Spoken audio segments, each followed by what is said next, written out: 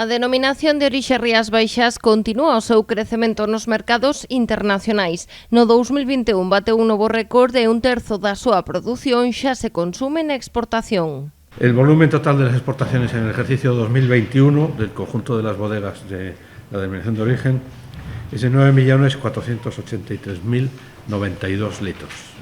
9.483.092 es lo que tenemos contabilizado y esto supone un incremento sobre el ejercicio 2020 del 16,97% en volumen. Esto se traduce en un valor de 56.239.888 euros. Máis cifras. No 2021 vendéronse 12,6 millóns de botellas de Rías Baixas nos mercados exteriores, cun prezo medio de 5,93 euros por litro fronte aos 5,44 de 2020. En general hemos crecido en el precio medio en todos los mercados donde estamos situados. Y yo creo que esa pues es el dato más importante, porque al final yo creo que lo importante es que el consumidor valore el trabajo que se está haciendo por parte de los viticultores y por parte de las bodegas de Rías Baixas, que yo creo que es un trabajo extraordinario en pro de la calidad.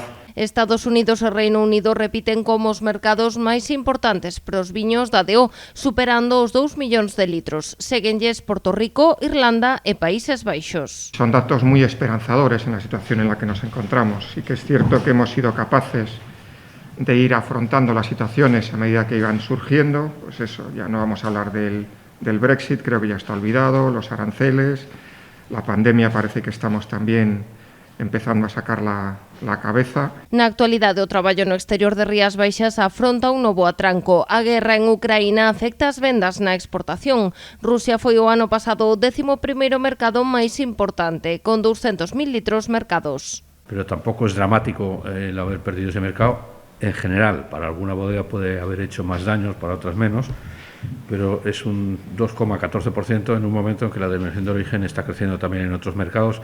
No nos va a hacer un daño muy grande, lo que pasa es que es una pena que un mercado en el que llevábamos años intentando penetrar y estábamos creciendo, pues lo hayamos perdido así de golpe, ¿no?